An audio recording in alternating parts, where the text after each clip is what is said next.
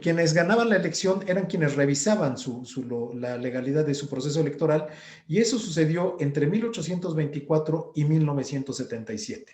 Si nosotros vemos, pues pasaron algo así como 150 años, donde un órgano político electoral era quien resolvía las controversias en materia electoral.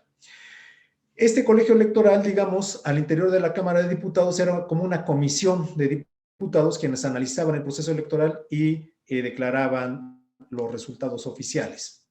Digamos, era un órgano político de naturaleza política, y ellos se resolvían, en efecto, algunas nulidades que se parecen a las que tenemos el día de hoy, como por ejemplo que no se hayan contado bien los votos, que las casillas hayan sido integradas por diferentes personas que no eran las autorizadas, que no se haya instalado debidamente la casilla, en fin.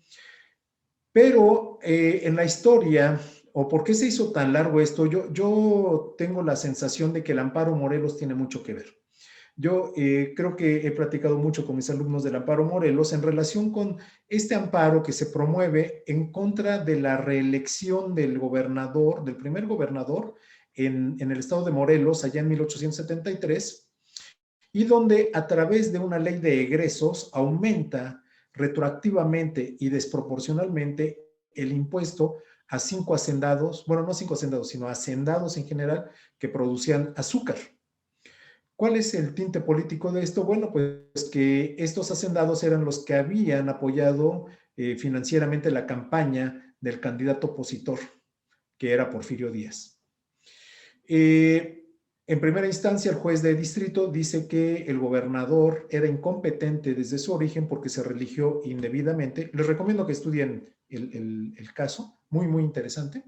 Hay una obra completa de Julio Moctezuma Barragán, que se llama José María Iglesias y la justicia electoral, o el ensayo sobre el amparo Morelos, un artículo que pues parece más de una obra, del doctor Manuel González Oropesa, destacadísimo profesor, tuve la fortuna de que fuera mi profesor.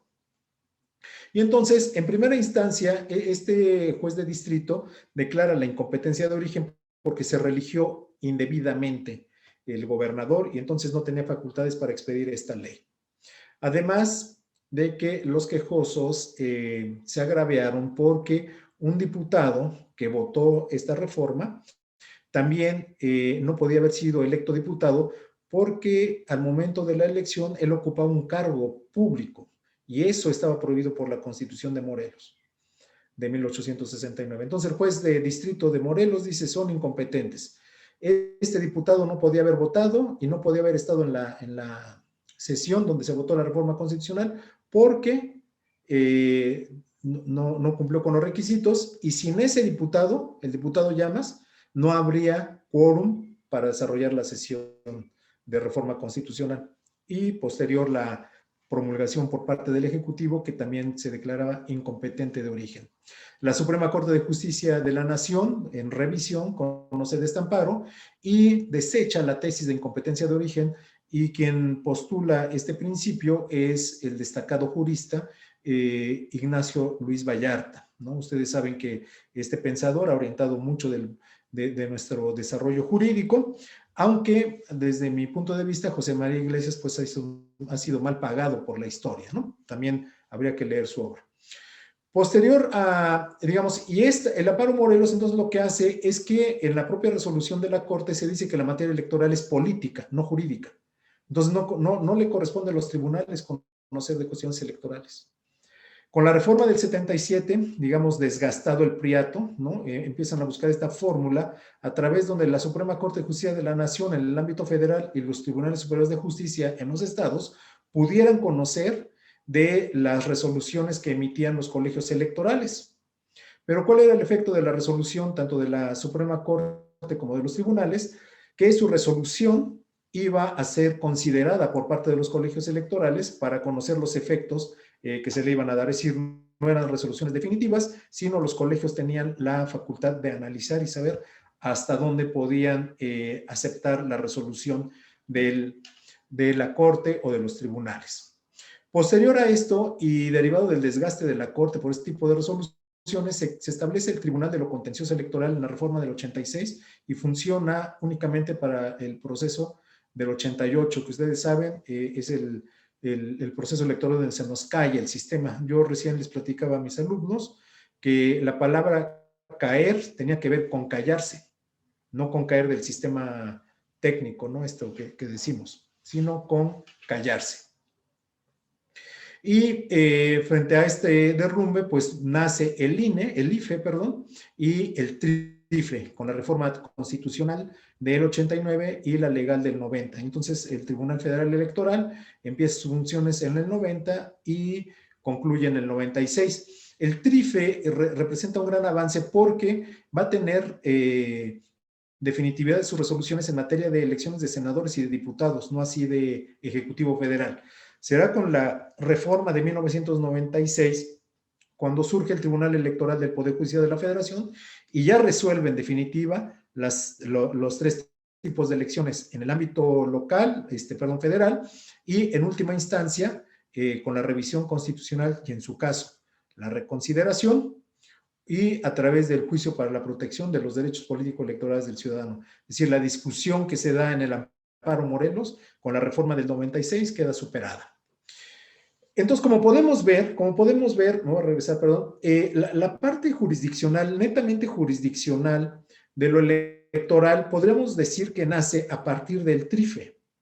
Aunque sus atribuciones no eran netamente definitivas en los tres tipos de elecciones, la verdad es que yo considero que ahí es donde empieza a construirse realmente un mecanismo, una, digamos, jurisprudencia, pero en el sentido de conocimiento del derecho en materia electoral en nuestro país. Probablemente el Tribunal de lo Contencioso dejó alguna semilla. Sin embargo, y yo no sé si sea por mi propia experiencia, creo que el Tribunal Federal fue quien empezó a fortalecerlo y el Tribunal Electoral del Poder Judicial de la Federación, quiero decir esto, a partir de la permanencia de las salas regionales, creo que empieza a tener realmente una fortaleza institucional, aunque cuando únicamente funcionaban las salas regionales por proceso electoral, me parece que también dejaron sembradas grandes semillas, pero ahí creo que fueron más las personas que la institución. Posterior, creo que, claro, seguimos teniendo una gran institución y grandes personas, pero también creo que en la actualidad el Tribunal Electoral le está siendo un poco tibio en algunas resoluciones. En algunas me han gustado, pero otras yo veo innecesario el sentido en que están resolviendo. Así que creo que valdría la pena también, o en otros países, medir el rendimiento institucional de las autoridades jurisdiccionales electorales. Ahora bien, ¿qué son las nulidades? Las nulidades en materia electoral debemos de distinguirlas porque normalmente identificamos a la nulidad como una sanción, y esto no es así, al menos en materia electoral no es así. ¿Por qué? Porque la nulidad como concepto debemos de pensarla como un elemento de invalidez de actos, ¿verdad? Es la declaración de que un acto no puede causar efectos. Ese es el concepto de la nulidad en materia electoral.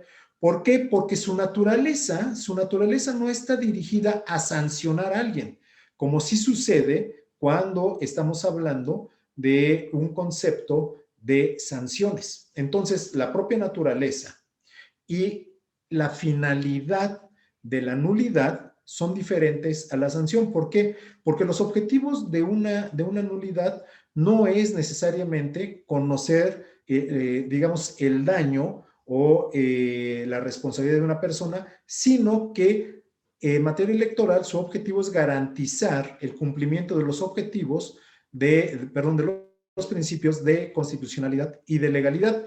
Recordemos que el único recurso, de acuerdo con el artículo 3º de la Ley General del Sistema de Medios de Impugnación en materia electoral, es el de revisión. Los demás recursos en materia electoral federal, en materia electoral propiamente, no la laboral, son medios de control constitucional. ¿Cuáles son los principios que rigen las nulidades electorales? Bueno, pues el primero es el de presunción de validez, es decir, todos los actos se presumen válidos hasta que no exista prueba que demuestre su invalidez.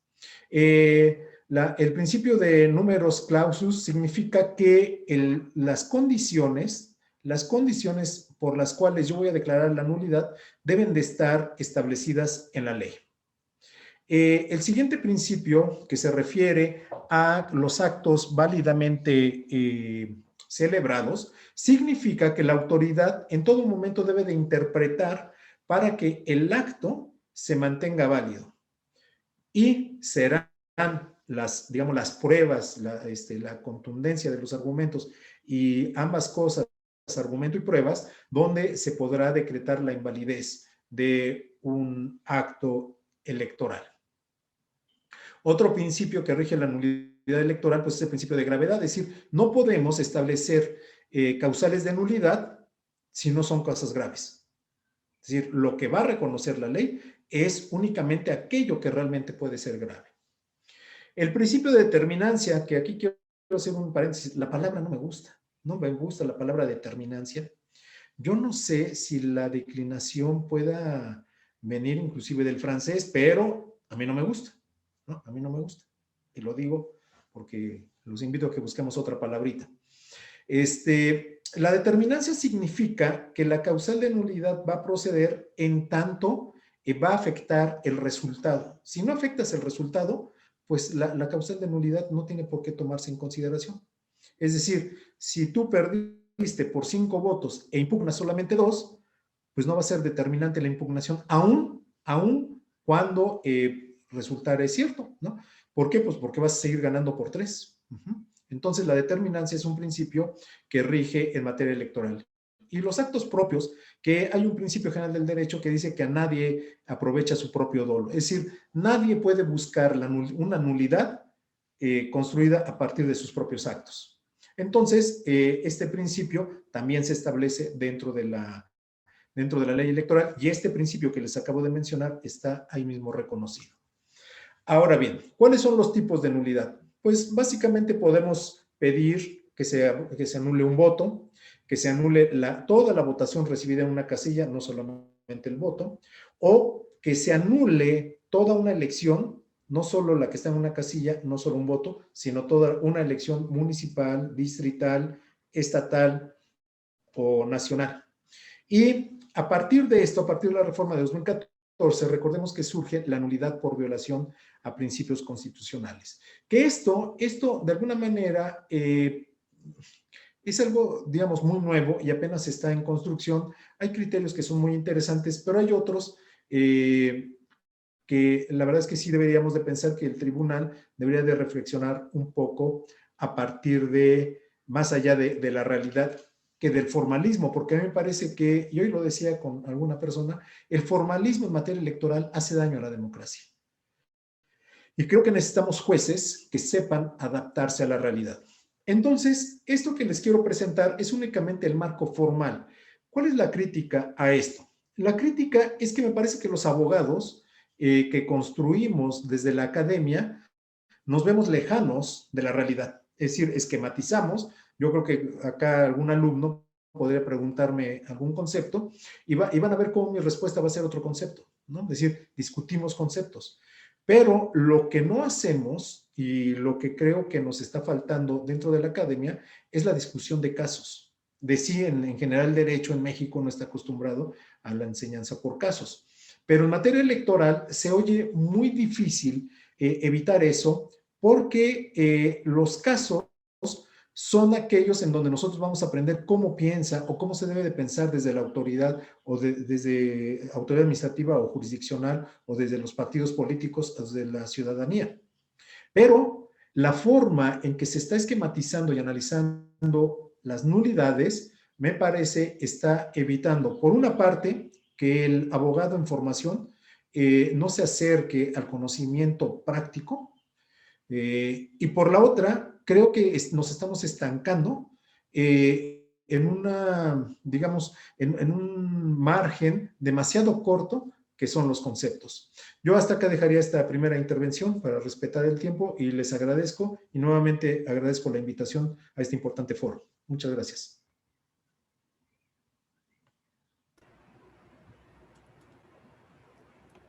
Gracias, doctor. Continuamos con el doctor Oswald Lara Borges. Adelante, doctor. Muchísimas gracias. Pues antes que nada quiero saludar a todos quienes nos siguen a través de las distintas plataformas en distintas entidades del país y a lo largo y ancho del continente americano. Es verdaderamente un placer para el Instituto Iberoamericano de Derecho Electoral celebrar este tipo de eventos académicos y sobre todo yo me siento honrado de acompañar en este debate tanto al doctor José Antonio Bretón Betanzos como al doctor Juan Manuel Sánchez Macías, quienes son eminencias, son referentes obligados, son instituciones en materia electoral a quienes francamente les agradezco la generosidad de haberse generado este espacio y este tiempo para debatir de un tema de gran importancia en nuestro país. Y no solamente lo digo por el hecho de que estamos a unos días de llevarse a cabo la elección y de la importancia que tiene la participación de los ciudadanos dentro de los procesos políticos, dentro de la formación de la soberanía popular para la conformación de la representación política, sino porque hoy en día México atraviesa un momento de definición en el que lo que está en juego es la preeminencia de un grupo político u otro en el poder político, y esto va a tener, sin lugar a dudas, impacto e implicaciones en el desarrollo de las instituciones en general y desde luego de las instituciones en particular. Como se ha dicho, como bien lo señaló el doctor Bretón, la idea de este encuentro es que quienes están en un proceso de formación académica, quienes son litigantes o quienes ejercen la función electoral, sea como consejeros electorales, sea como jueces, puedan entender las distintas posiciones que una misma disciplina científica concita y las dificultades que cada una de estas posiciones enfrenta. Justamente en la materia político-electoral han surgido, por ser un tema justamente de debate político-electoral, grandes temas como la judicialización de la política, de la que refería de manera indirecta el doctor Betanzos, de cómo fue esta evolución desde que pasó el sistema de la calificación de las elecciones de un órgano desde el propio gobierno hasta tener instituciones electorales autónomas e independientes con un conjunto de reglas electorales dentro de la competencia para seleccionar a quienes han de representar esos órganos de poder político. Pero también derivado de la práctica de esta judicialización política y como en su momento se referenció en el debate entre Kelsen y Carl Smith, pues obviamente ha venido surgiendo todo un problema de la politización de la justicia. Por tanto, hoy por hoy, quienes nos dedicamos a la actividad político-electoral desde un partido político, desde como candidato o desde una consultoría, desde luego enfrentamos retos, enfrentamos grandes desafíos que es importante ir conociendo y de los que pretendo en los próximos minutos en el desarrollo del debate ir precisando con claridad las implicaciones, los retos. Y la primera crítica que quiero lanzar es que cuando el abogado se enfrenta a un proceso electoral, lo primero que encuentra es que en las universidades, en el propio clamor popular de la comunidad universitaria, existe un desinterés por los temas teóricos. Quieren de manera inmediata dedicarse a cuestiones prácticas. ¿Por qué?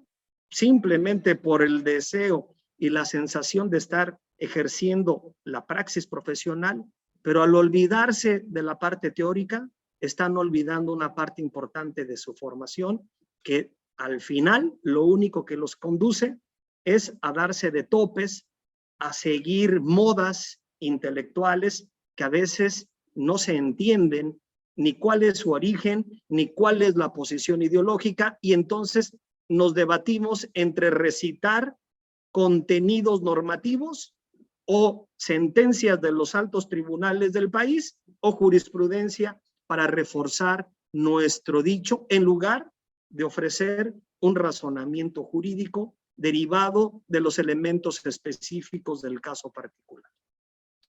También creo, como una crítica que hago desde el plano de litigio a la academia, y que bien lo señalaba el doctor Bretón, es que se ha perdido desde la academia en México ejercer la función social que tiene Confédera, y que si bien es reconocer los avances institucionales que existen, también no se puede dejar de señalar aquellas regresiones o aquellos problemas que se están generando producto de esa práctica que se viene desarrollando día a día. ¿Y por qué pasa esto?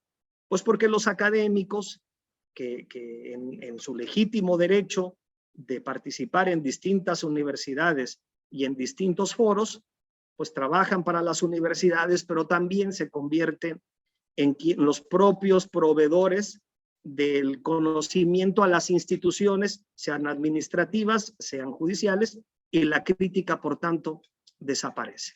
No significa una descalificación. Cuando hablamos de un análisis como función social, implica, y suscribo lo dicho por el doctor Betanzos, implica una función social de crítica, de análisis, porque es así como se pueden ir identificando los aspectos importantes. Ahora bien, cuando llega el abogado a la práctica de litigio, pues vemos que la falta de esta dualidad en su formación teórico-práctica, pues tenemos que los abogados, más que ser verdaderos abogados, litigantes, defensores de los intereses de sus clientes o defensores de los intereses que ellos están postulando, se convierten en gestores. Y por eso, desafortunadamente en nuestro país, y esto lo digo para el desarrollo del litigio en las esferas del fuero común, pues lo que se hace básicamente es comprar testigos, comprar fiscales del Ministerio Público, comprar peritos o dictámenes periciales, jueces y sentencias, de tal manera que también esto ha venido denigrando y degradando el sistema de la judicatura y, por supuesto, el Estado de Derecho en nuestro país. Desde luego, también haré más adelante una puntualización sobre lo que tiene que ver con la teoría de la decisión judicial. Hoy por hoy, ni más ni menos, estoy convencido que los tribunales constitucionales en nuestro país, muy particularmente la Suprema Corte de Justicia de la Nación, el Tribunal Electoral, están pasando una profunda crisis institucional. Y no solamente me refiero al esquema derivado del intento de control político de instituciones sobre estas sedes judiciales, sino también porque haciendo uso de algunas teorías les han permitido convertirse prácticamente en lo que yo he señalado como juspositivistas de día, neoconstitucionalistas de noche, y esta variación entre la teoría que utilizan para la resolución de casos les permite en algunos asuntos resolverlos de conformidad con el derecho legislado, es decir, con el derecho creado por el legislador, y en otras se sienten la voz por la que transita la Constitución misma. Se sienten que son los depositarios de este control de moralidad que pesa sobre ellos para dar justicia, aunque en realidad sea nada más una cuestión de corte retórico, aunque en algunos asuntos empleen lo que se ha denominado como una jurisprudencia simbólica y que no haya ningún tipo de consistencia entre la resolución de unos casos y de otros. ¿Y por qué resulta tan importante este primer elemento que acabo de compartir con ustedes sobre el próximo proceso electoral que está, me refiero a la jornada electoral que está programada para el próximo domingo? Porque a partir de aquí, a partir de este momento, van a derivar digamos, una nueva etapa.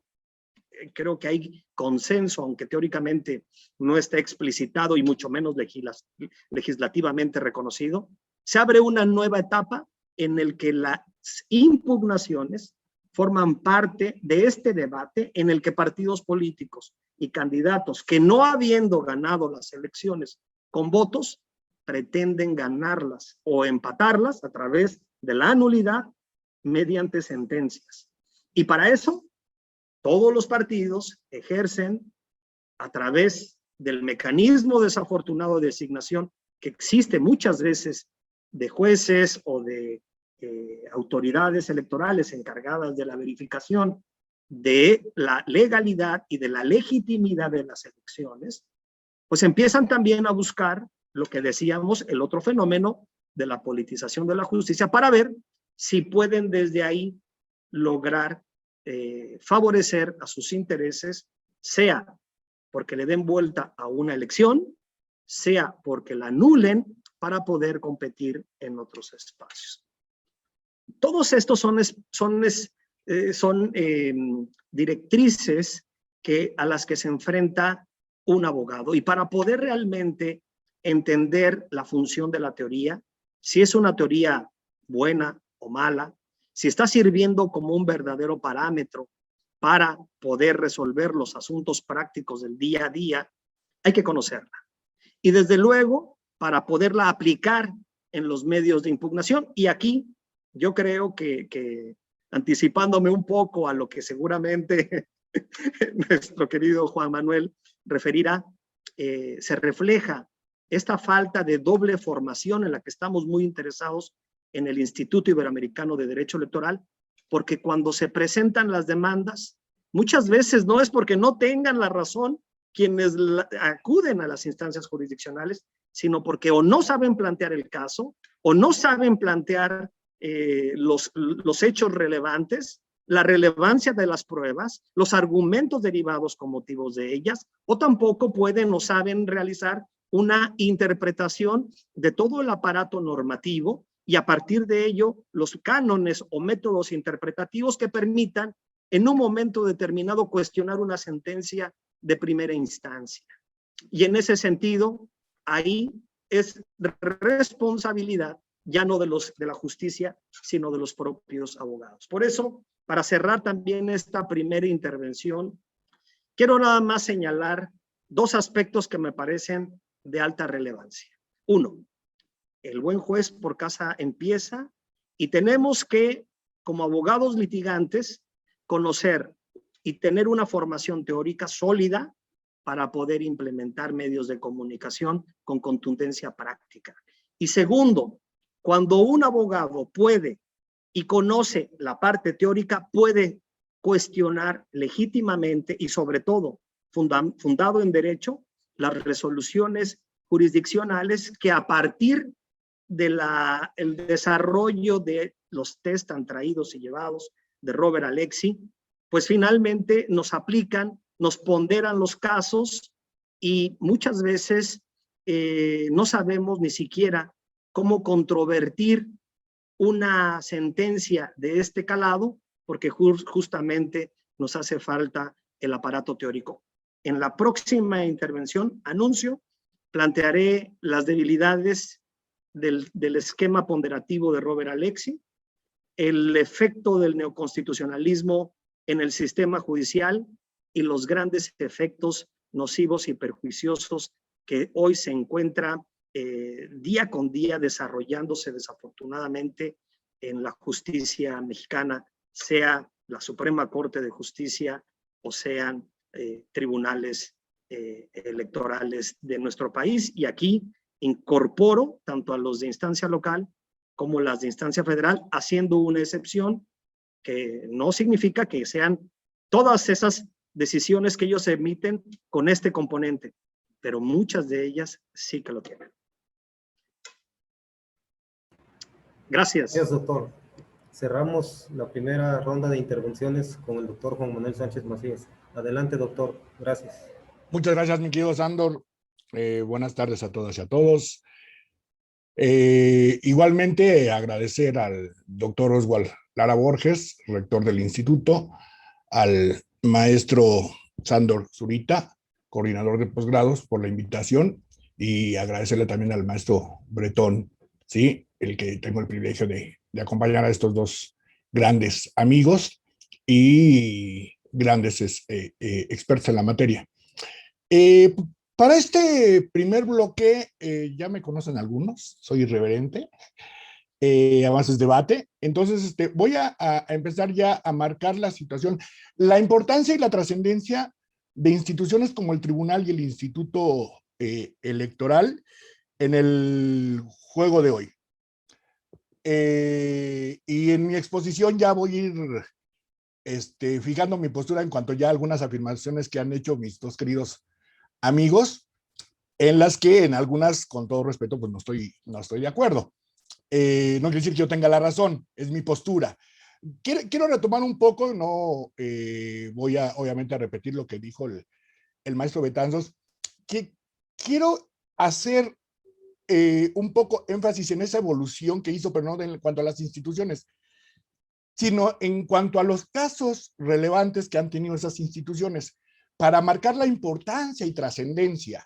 A lo mejor me gana el subjetivismo, porque yo tuve el privilegio de estar 32 años en el tribunal, desde su creación, desde el Tribunal de lo Contencioso Electoral, y aquí empiezo, ¿no?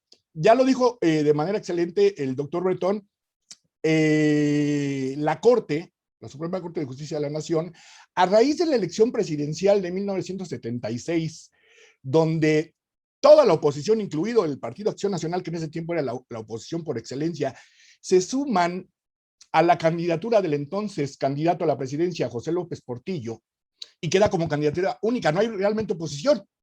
Entonces, las fuerzas políticas reales, los factores reales de poder, dicen, oye, esto no puede ser en una democracia. Y efectivamente, se crea la famosa LOPE, ¿sí? La federal, ¿sí? De organismos y procesos electorales en 1977 para evitar esa situación. Se crea el recurso de reclamación, del que conocía, como ya nos decía el doctor Bretón, la Suprema Corte de Justicia de la Nación, con todo ese debate que ya él refirió histórico, que no lo voy a repetir porque lo manejó de manera excelsa. ¿Saben cuántos asuntos llegaron a la Corte mediante el recurso de reclamación? 6. ¿Saben cuántos resolvió la Corte? Ninguno. No se desgastó la Corte. La Corte simplemente no se metió porque traían esa situación, con el debido respeto a la Corte, a la institución, pues, en aquel tiempo, esa situación anquilosada de que el Poder Judicial no debería de mezclarse, como ya lo explicó muy bien el doctor Bretón, en cuestiones político-electorales.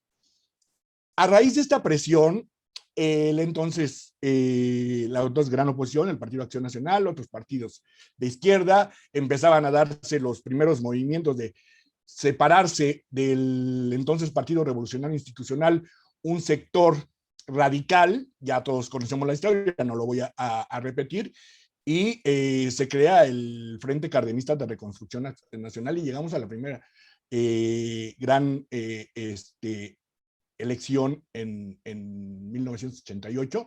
Yo tuve el privilegio de pertenecer al Tribunal de lo Contencioso Electoral como secretario del entonces magistrado Raúl Carranca y Rivas, y ese tribunal, es cierto, era un tribunal de carácter administrativo. No se puede negar lo innegable.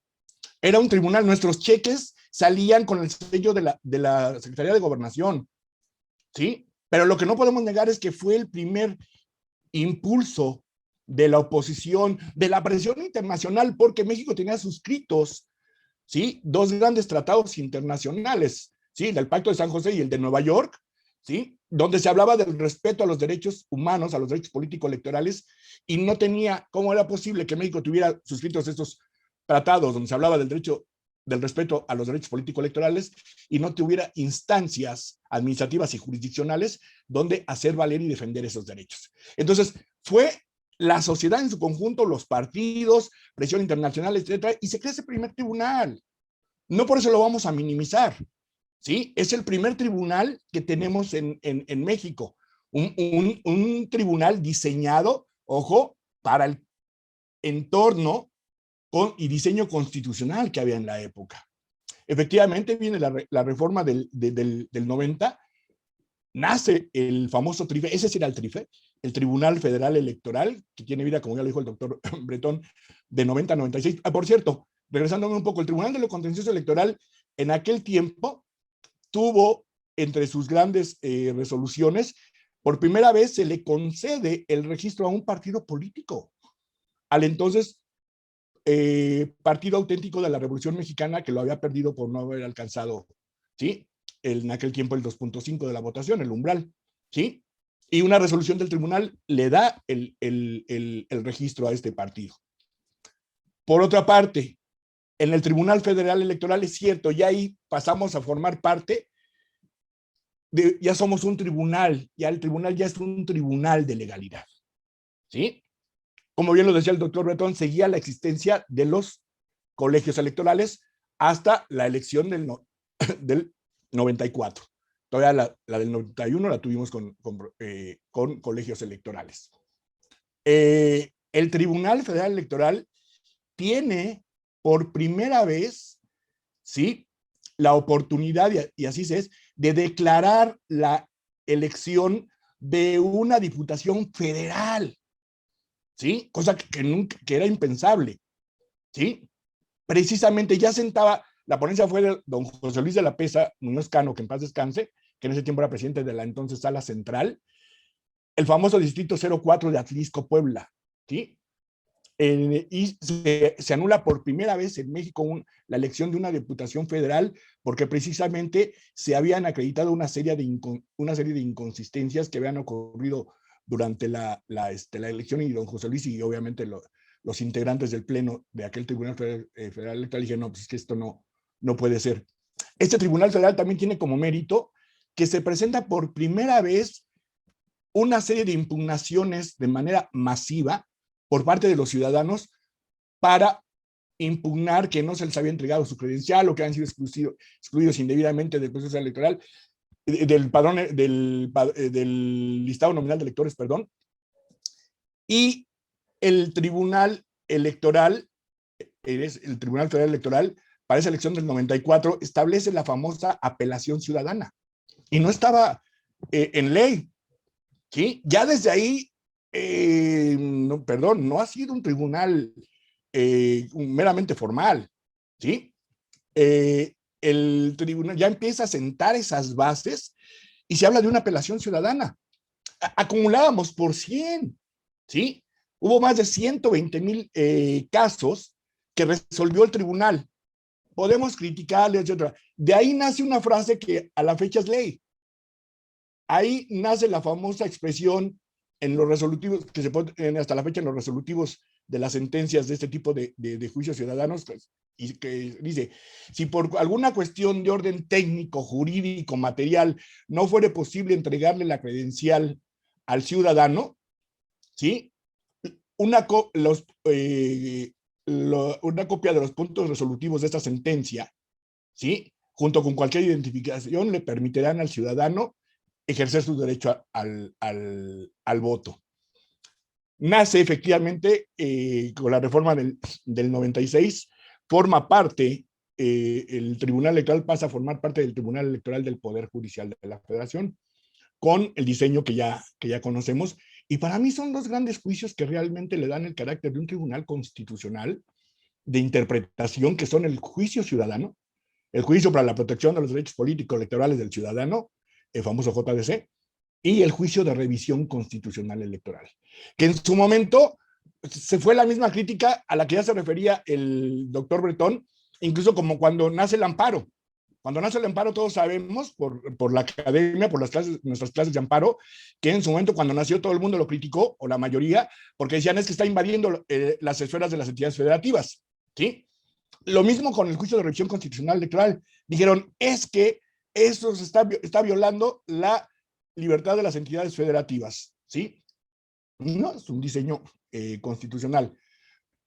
Viene evolucionando, ¿sí? Se dan una serie de grandes casos y este tribunal, a través de sus distintas integraciones, brevemente me voy a referir a algunos de ellos.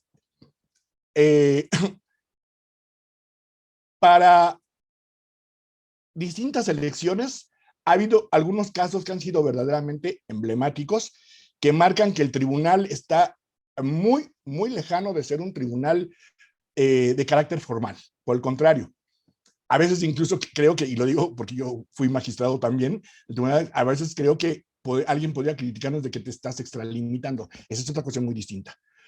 De entrada, por ejemplo, el famoso caso, ¿sí? Y el doctor Osvaldo me va a dejar mentir, el famoso caso Tabasco, ¿sí?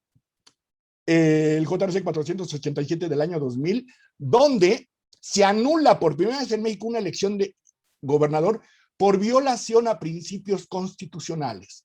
La Constitución establece que las elecciones tienen que ser libres, auténticas y pacíficas, ¿sí? Y se analizaron todos los elementos y se dijo, esto no es una elección libre, cuando, entre otras cuestiones, el 75% de los tiempos en radio y televisión, sobre todo de televisión oficial, habían sido para el candidato en ese tiempo del Partido Revolucionario Institucional. Dijimos, ¿cuál equidad? ¿Sí? Esto no es una elección auténtica, perdón, esto es una simulación, puesto que se encontraron una serie de deficiencias, entrega de despensas, en fin, una serie de situaciones críticas.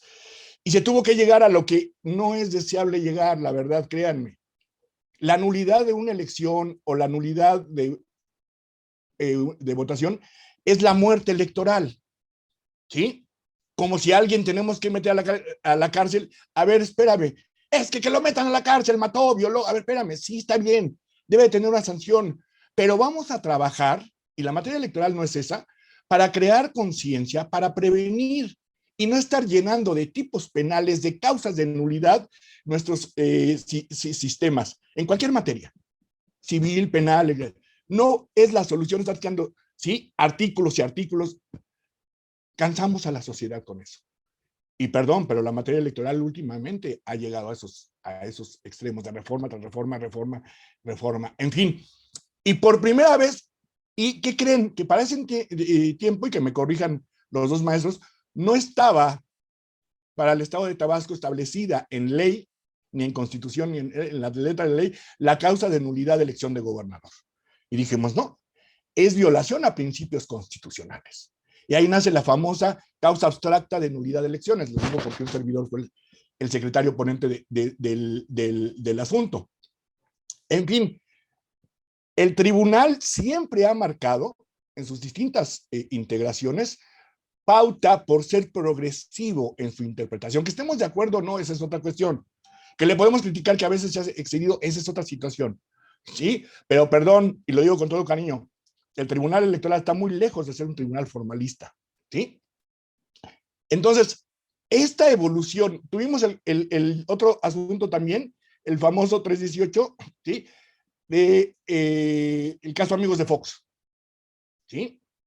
Que, a ver, hace 30 años sería impensable, pensar que fuera impugnada una elección presidencial, y donde se sanciona a dos partidos, ¿sí? Al entonces Partido Verde Ecologista y al Partido Acción Nacional, que eran la alianza que habían postulado al entonces candidato Vicente Fox.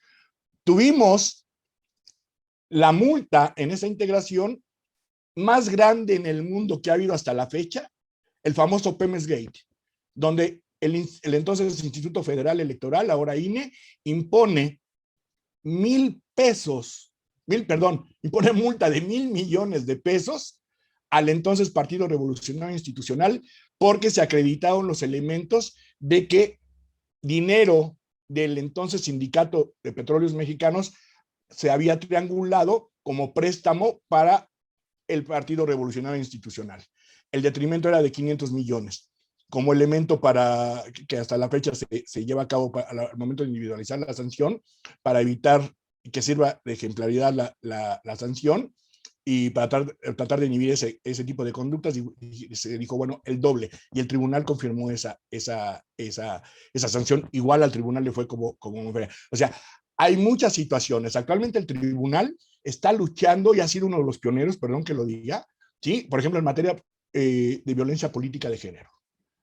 El Tribunal Electoral, podemos estar de acuerdo o no, pero ha sido de los primeros en levantar la voz a través de sus sentencias para tratar de frenar este desgraciado momento en el que es muy evidente la violencia política de género. Incluso yo integraba la sala regional Jalapa, igual volvemos, ¿sí?, a una situación cuando solicitan la cancelación, declarar inelegibles a 2 candidatos que se buscaban reelegir, ya con el nuevo sistema de reelección, uno a presidente municipal y otro a síndico, que tenían antecedentes de violencia política de género. Y no estaba como causa para declararlos inelegibles, precisamente como violencia política de género, sino tener un modo nuestro de vivir. Y el magistrado Adín de León Gálvez, el magistrado Enrique Figueroa Gutiérrez, Figueroa Ávila, perdón, y un servidor, dijimos, oye, espérame, no puede tener un modo honesto de vivir una persona que se le ha acreditado que incurrió en violencia política de género y para nosotros no cumple con ese requisito y es inelegible. Y la Sala Superior confirmó.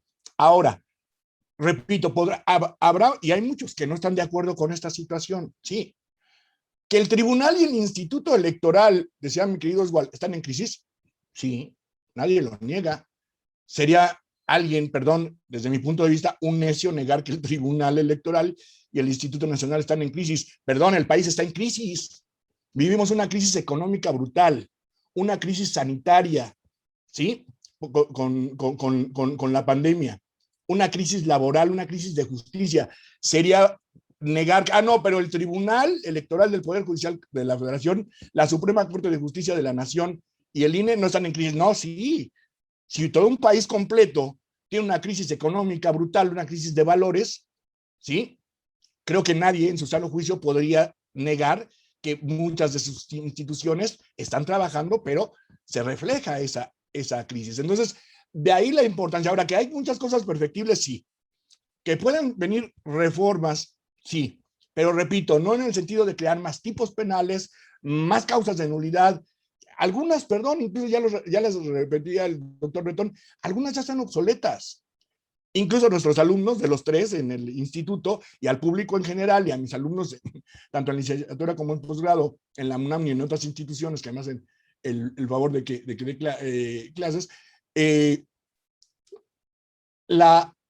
me dicen, oye, pero es que la nulidad de la elección, la nulidad de la votación, hay algunas causas de nulidad que ya son bastante ridículas, ¿no?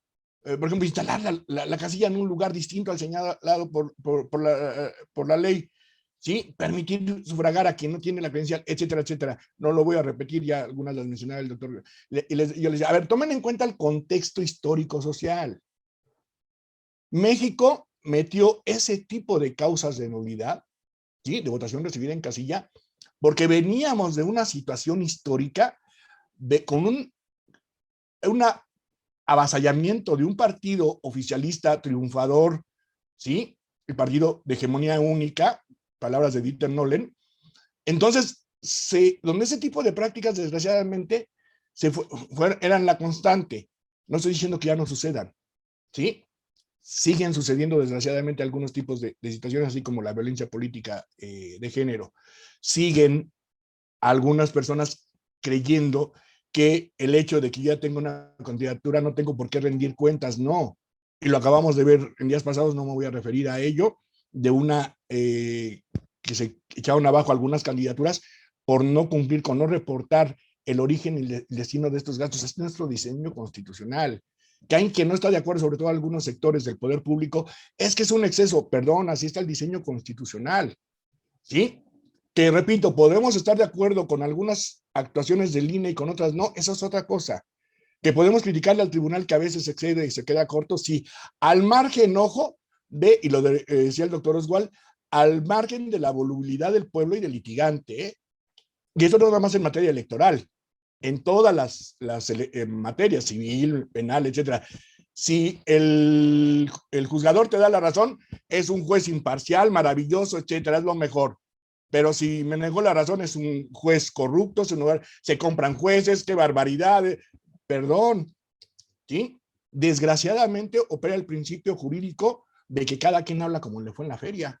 Y a veces no nos va muy bien en la feria y vamos duro contra las instituciones. Entonces, Ojo, yo hasta aquí dejaría esta primera intervención para efectos del debate.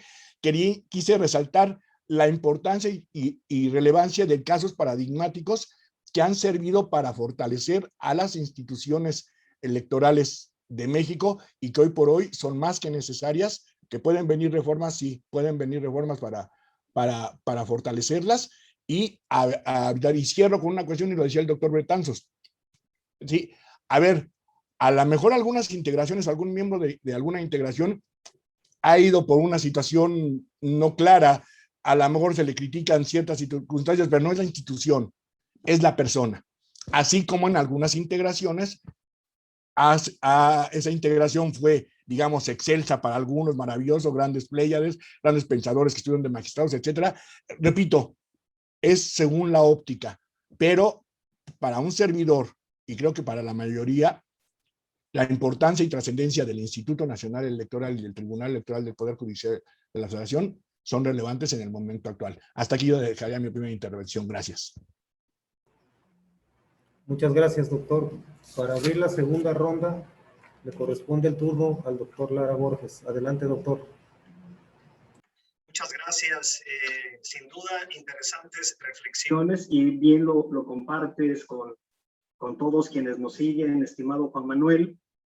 La anécdota que tenemos en común es que nos conocimos en aquel lejano año 2000, en el que justamente a mí me tocó desde Tabasco encabezar un grupo de abogados que trabajó la demanda de la nulidad de la elección de gobernador en Tabasco, y justamente en los alegatos de oídas que se estilan mucho en el Tribunal Electoral, pues fue donde yo conocí a Juan Manuel ya hace 20 años, y justamente Juan Manuel era el comandante en jefe de los secretarios de estudio y cuenta de la elaboración de este proyecto de sentencia. Mira lo que es la vida, ¿no?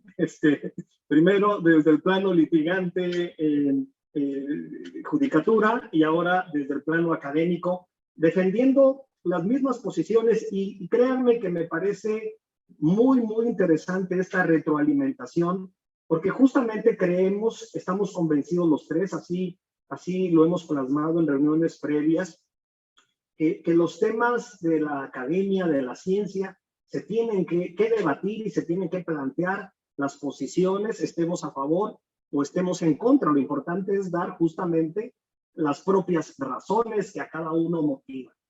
En efecto, yo diría, en complemento a lo que decía el doctor José Antonio Bretón Betanzos con relación a José María Iglesias, él tenía una frase que me gusta mucho y que más o menos reza así, que él no litigaba ante tribunales cuya legitimidad cuestionaba. Me parece una frase lapidaria, me parece una frase que ilustraba desde su concepción, desde luego, el desarrollo de la práctica judicial frente a cómo se fueron resolviendo asuntos en los que él estimaba que jurídicamente debían resolverse en otro sentido, y que desde luego expuso las razones para ello. En efecto, yo podría decir que en aquel lejano año 2000, cuando nosotros fuimos en busca de una revisión constitucional de la elección de Tabasco, es que hubo en esa elección un conjunto de elementos que violentaban de manera sustantiva el contenido constitucional, y que desde luego impedían, por activa o por pasiva, que esa elección fuera calificada como un producto de este ejercicio democrático que contenía la voluntad popular de, en ese momento, los electores que participaron en ese proceso. Porque si bien, como lo señala Juan Manuel, estuvo Televisión Tabasqueña, que era un órgano que tenía el 99% de las acciones para el gobierno y 1% era para particulares, estaba acreditado que el 89% de la publicidad se había otorgado al partido oficial, es decir, al PRI, y toda de manera positiva. Mientras que el 11% restante era otorgada a los otros partidos y era denostativa, condenatoria, en el que se planteaban aspectos negativos de la vida privada de quienes estaban en la oposición. Como ese, hubo muchos elementos, parcialidad de la autoridad electoral.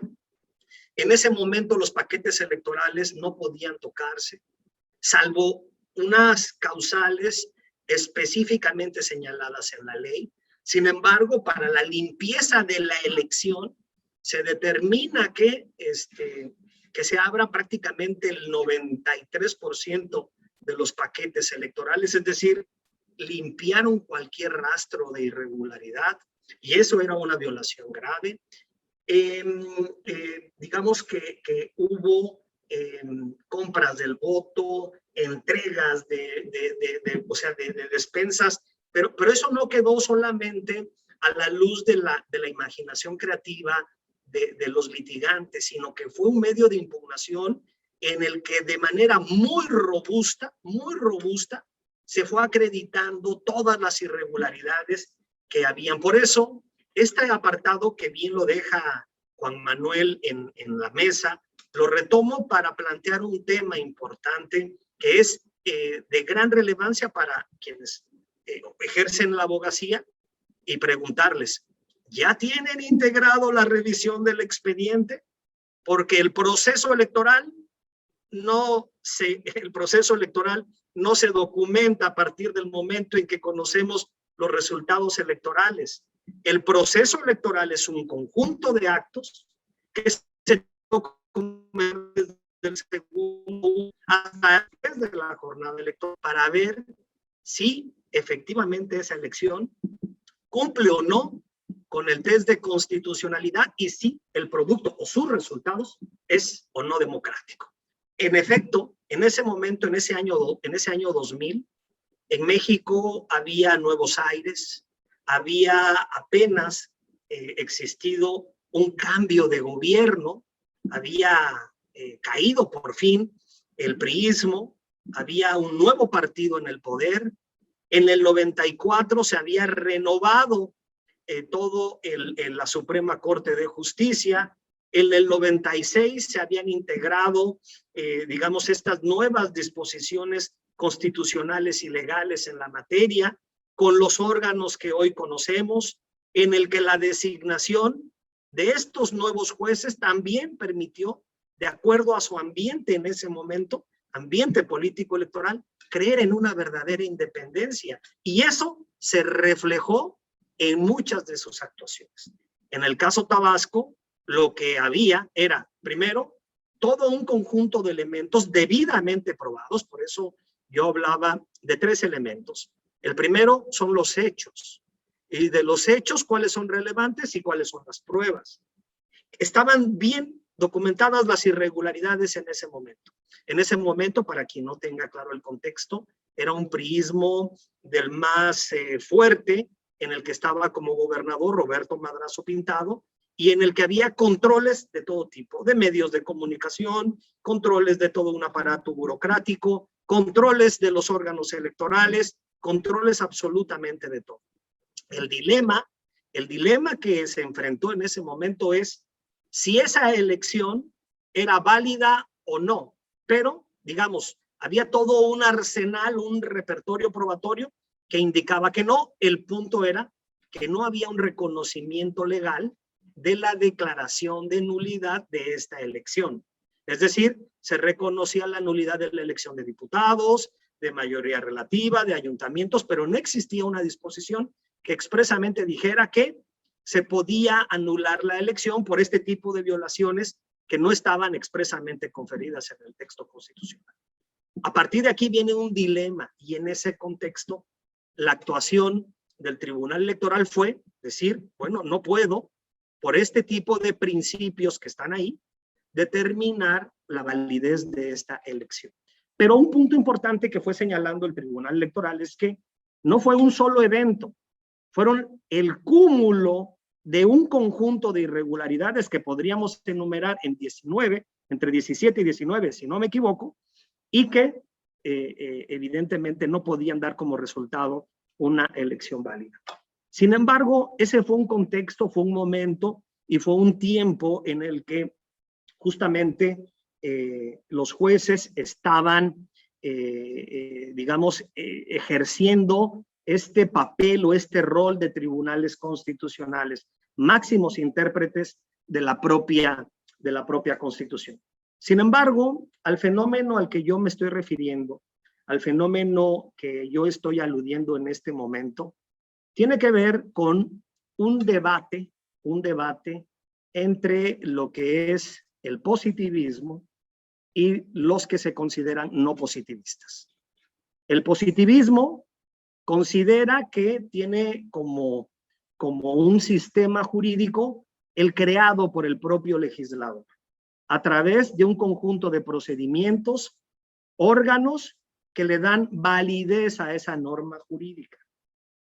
Y están también por el otro lado los antipositivistas, y aquí abro paréntesis, dentro de este antipositivismo, pues están los que son los justnaturalistas, los pospositivistas, los justmoralistas, los neoconstitucionalistas. ¿En qué se debate una postura y la otra?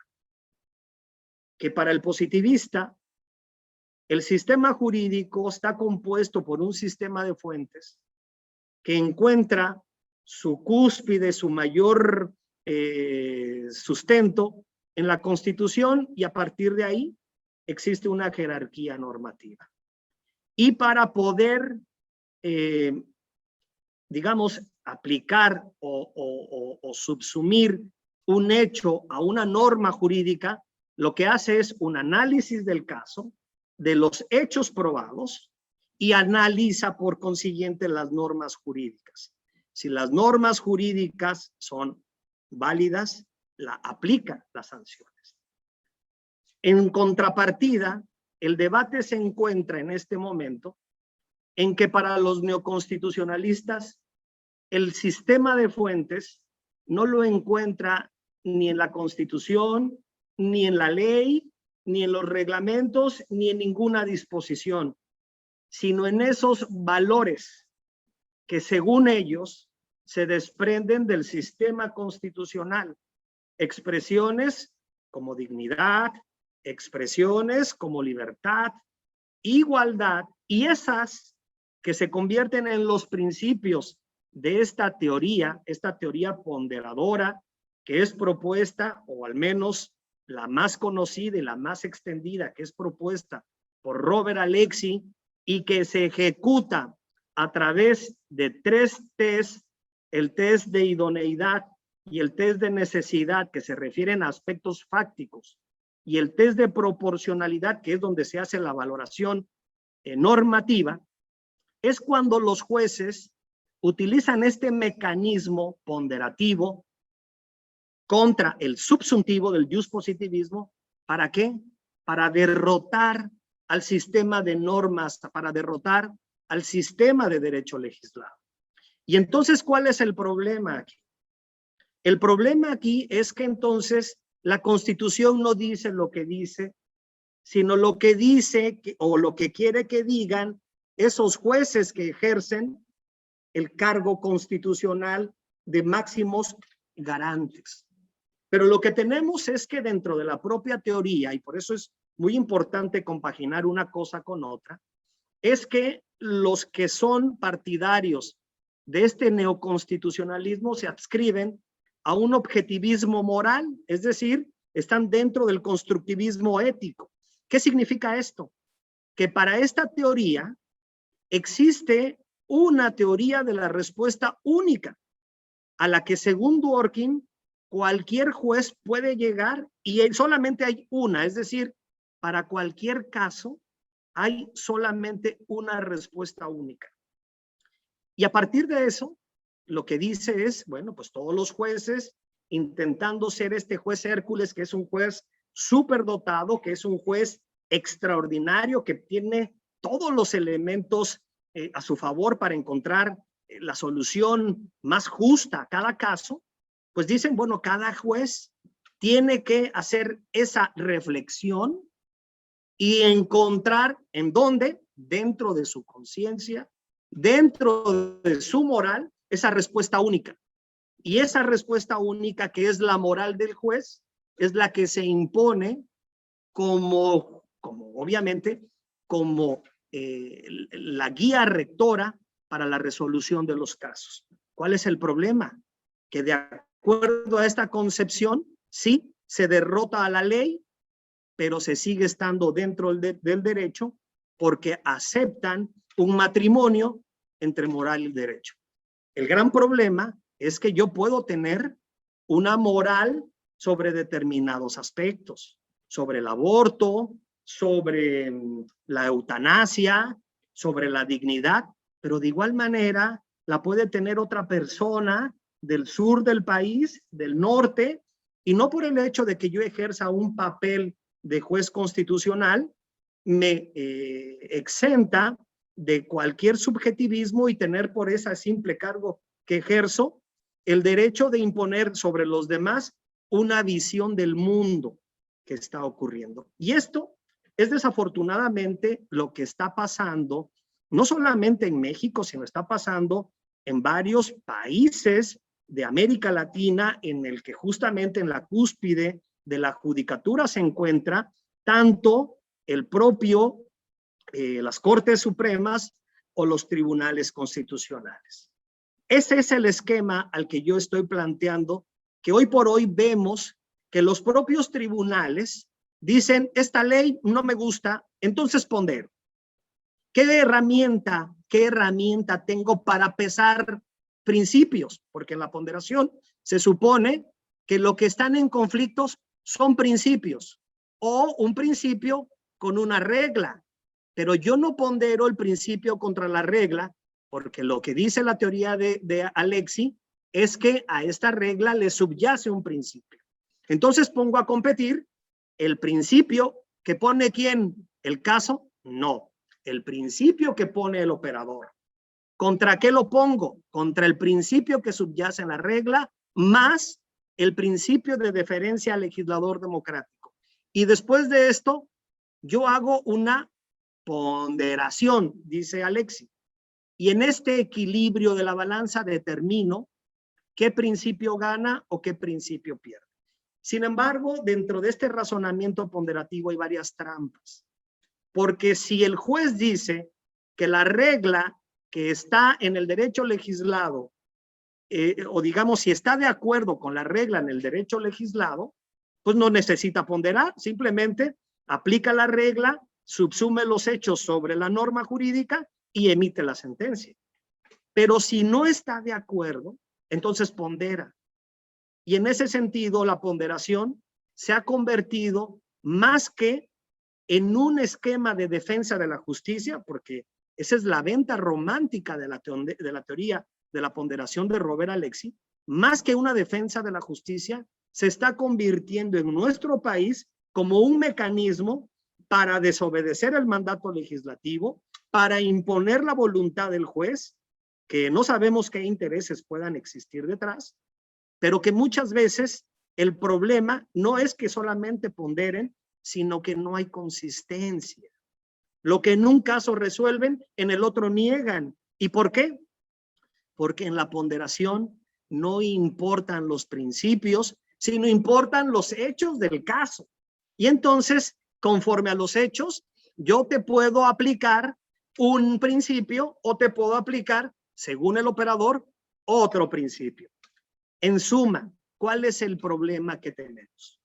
El problema que tenemos es que dentro de los propios derechos fundamentales es que no son absolutos, pero no son absolutos porque así no se reconozca, sino porque dependemos de un juez, de un tribunal, de una sala o de un pleno que nos quieran dar. Y aquí el punto que se les reprocha permanentemente a los ponderadores es si según Donald Rorty los principios se sustentan en una teoría de la decisión judicial racionalista que acepta una sola respuesta correcta, ¿por qué entre los mismos jueces constitucionales no llegan a la misma respuesta? ¿Por qué hay contradicciones de criterios? ¿Quién tiene razón? ¿cómo podemos evaluar si realmente la mayoría tiene razón o es la minoría la que tiene razón?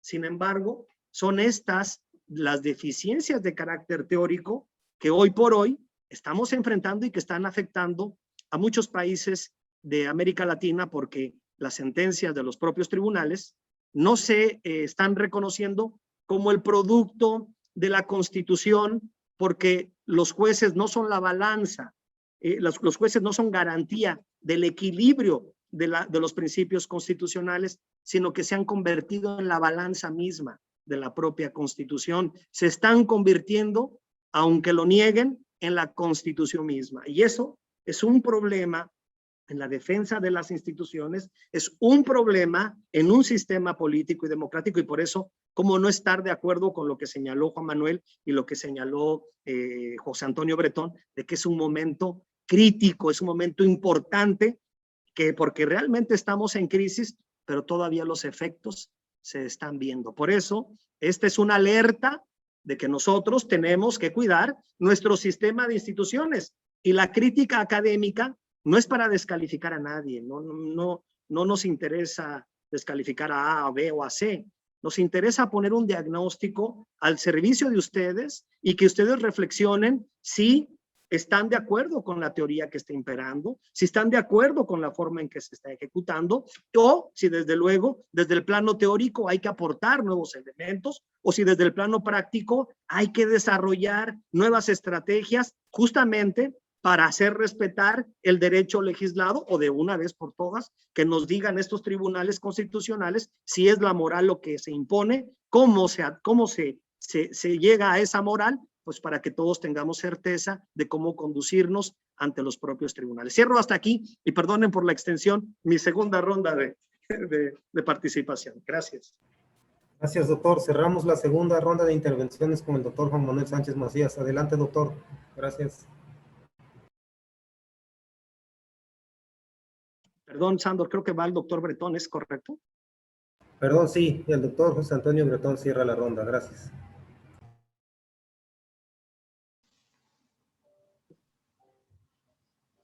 Tu micrófono, por favor. Sí. Perdón, ¿ya? Sí, pero... sí, cierra el doctor Bretón, ¿no? Ahorita sigo yo y cierra el doctor Bretón. Exacto, ¿Sí? exactamente. Así es. Sí. Gracias, José Antonio. A ver, vamos por partes. No podemos dejar a un lado, y ya lo decía, ¿sí?, mi querido Oswald, nuestro diseño constitucional. ¿Sí? Es cierto que hay algunos autores, y él ya lo decía, sobre todo Working, el mismo Alexi, que desde el punto de vista teórico marcan el ideal del juzgador y de la aplicación, interpretación de la norma y la ponderación de los principios. Menudo paquete que tienen los tribunales. Tomemos en cuenta que, ojo, el diseño latinoamericano en materia político-electoral es uno. Sobre todo, abrevando, a veces creo que de manera exagerada, en las resoluciones de la Corte Interamericana de Derechos Humanos. ¿Sí? Llegó un momento, perdón, nada más como paréntesis, de que cualquier, y lo digo yo incluso perteneciendo al tribunal, ya en todos los tribunales escuchábamos el caso Radilla Pacheco, y ya lo que se resolviera, y a veces el caso ni tenía nada que ver, pero se citaba el caso Radilla Pacheco, ¿sí? Entonces, creo que a veces hemos exagerado un poco en los criterios que marca la Corte Interamericana de Derechos Humanos o el Pacto de San José, pero es nuestro diseño.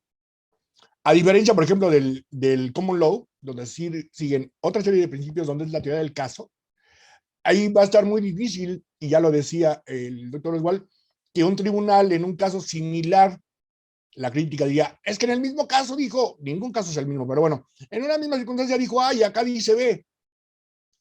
Es muy difícil en el sistema del Common Law porque ahí se sigue la teoría del precedente, ¿sí? Y si bien la teoría del precedente tiene sus limitantes como cualquier sistema, y ya se vio incluso en materia electoral en las últimas 2 elecciones presidenciales de los Estados Unidos de Norteamérica, donde pues, desde un punto de vista de un servidor creo que ya es necesario ahí redimensionar el sistema norteamericano, pero bueno, esa es otra situación.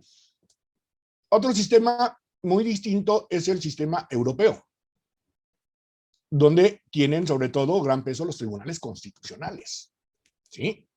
Y hay sentencias que la verdad que son una maravilla del sistema, el Tribunal Constitucional alemán, que es uno de mis consentidos. Híjole, luego tiene una serie de conceptos que no lo entiendes a la primera, tienes que estudiar, irte a la doctrina, casos precedentes, etcétera, etcétera. ¿Por qué establezco y manejo todo esto? Porque, repito, hay que ver nuestro diseño constitucional. Y gran parte de lo que decía mi querido Oswald tiene su punto de partida a raíz de la gran reforma de 2011, la reforma constitucional en materia de derechos humanos, la reforma al primero constitucional. Yo creo que la reforma de 2011, de septiembre de 2011, junio del 2011, a muchos los espantó, y hablo de juzgadores, y a muchos, como lo decía mi querido José Antonio, los mandó al otro extremo, y ya es muy difícil, y ahí sí coincido, a veces el juzgador sobrepasa esos límites sobre la base del primero constitucional. Parafraseando las palabras del doctor Lara, ya no me gusta esa norma, no, mira, es que sobre la base del primero constitucional y deténlo, porque ya está en la estratosfera, ¿sí? Con una serie de interpretaciones y ponderaciones que dices, híjole, y eso no nada más es de la materia electoral, ¿eh? Pero bueno. Entonces, ojo con el diseño constitucional. Aún dentro del sistema latinoamericano, que se sigue mucho, repito, los criterios de la Corte Interamericana de Derechos Humanos, aún dentro de ese sistema hay diferencias entre los hechos. Creo que los tres coincidimos en que los hechos son fundamentales en la materia electoral. Yo tuve oportunidad en las pasadas elecciones, 2015, ser observador en la elección presidencial y de diputados en Panamá. Situaciones, ¿sí?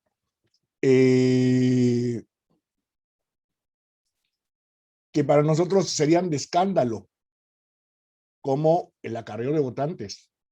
Afuera de la casilla en Panamá ese día, el día de la elección, había mesas, ¿sí?, de los partidos políticos con el logotipo de los partidos orientando a la gente por quién votar. Había camiones que llevaban a la gente con el logo del partido para votar. Nosotros lo conocemos como acarreo de votantes, ¿sí? Situaciones que para nosotros serían no solamente nulidad de votación recibida en casilla, nulidad de elección, delito electoral, para ellos por su diseño constitucional, ¿sí? Nosotros tenemos el rebase de topes de gastos de campaña, ya como causa de nulidad.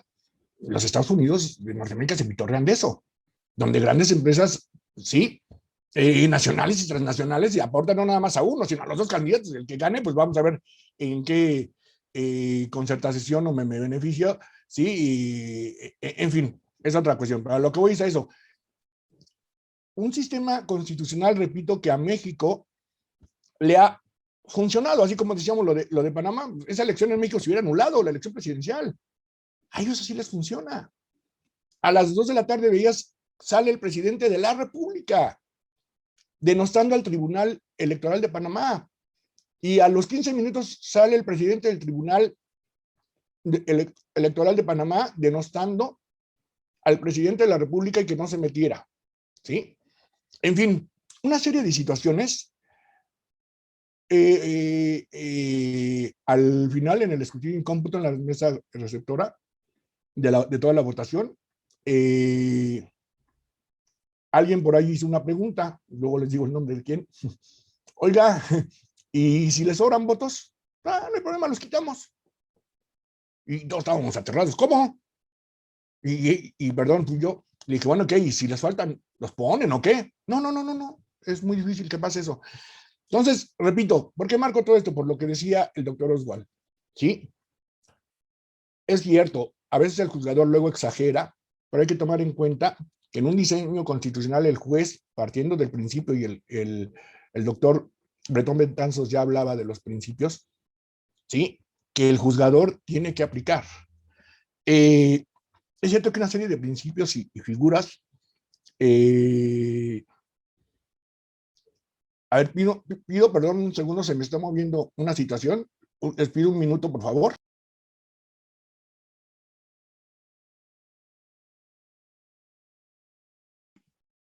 Sin duda alguna, este es un interesante debate que si me lo permiten, tanto el doctor Juan Manuel como el doctor Bretón, cabría la posibilidad de hacer una segunda edición, porque el tiempo es muy corto y hay muchos temas que valdría la pena ya, abordar. Les pido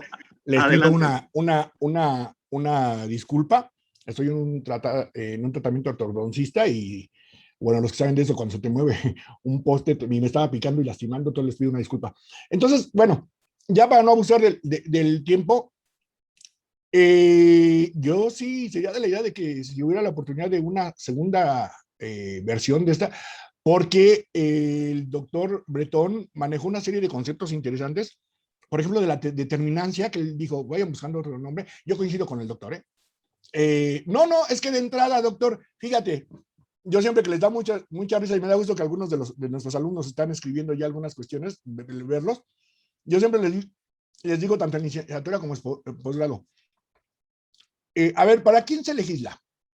Para el pueblo, ¿no? Desde ahí está el problema.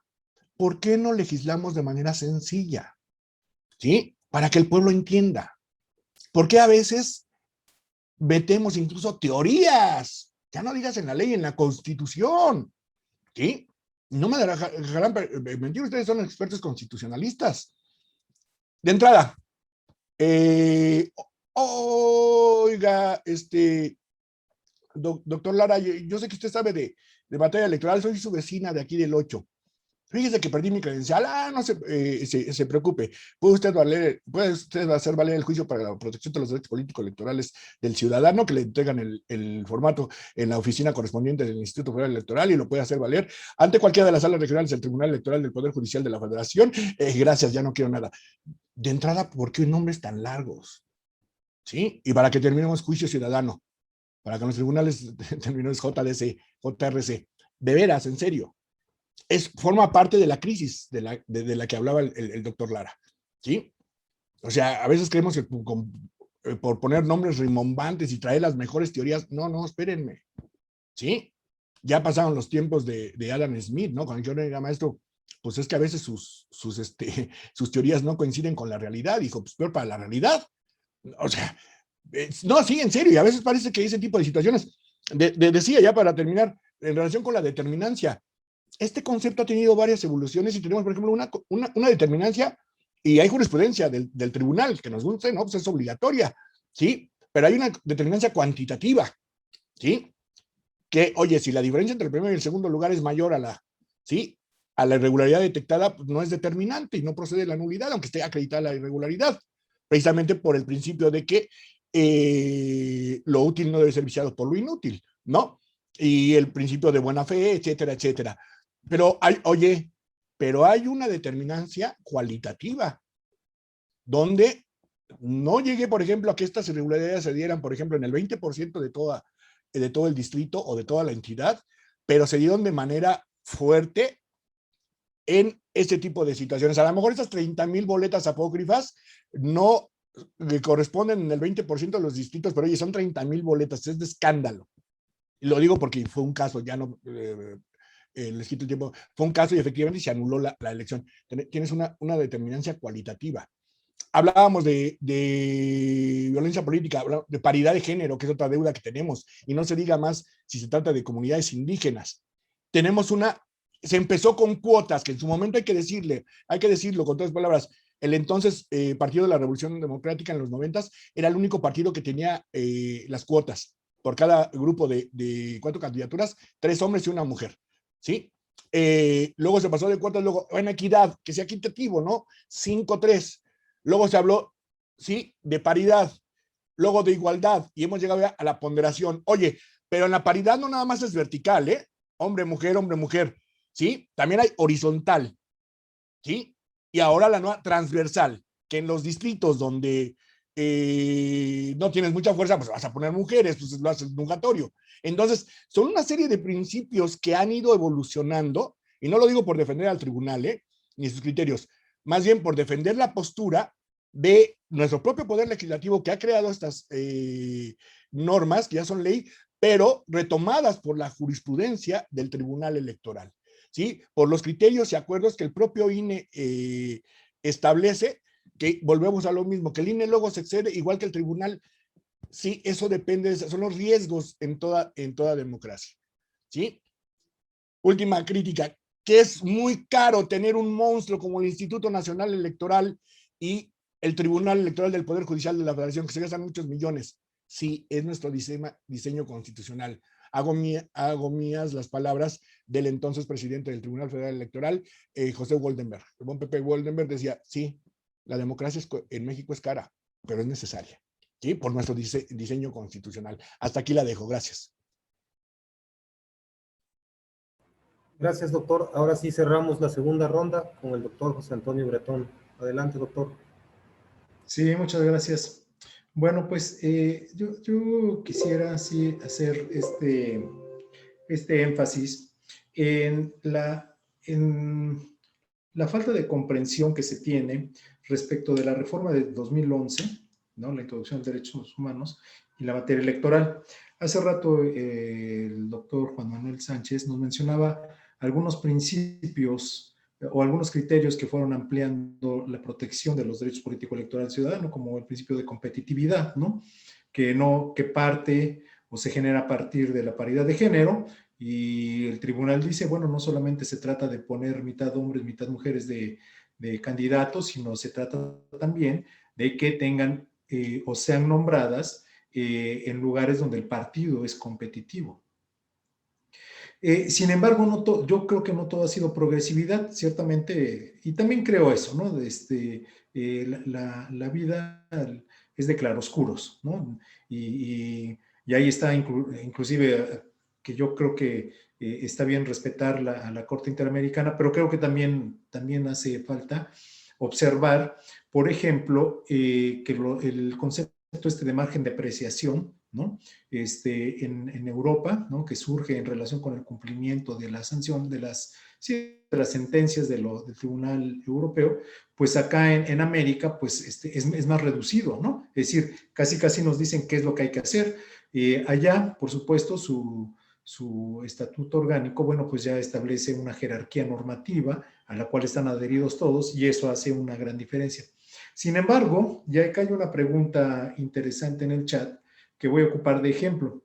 Dice, ¿creen que las coaliciones entre partidos no ha caído en la obsolescencia, ya que los ciudadanos nos afiliamos libre, pacífica, individualmente para tratar los asuntos de un país, y cuando se coaligan nos piden opinión a los ciudadanos?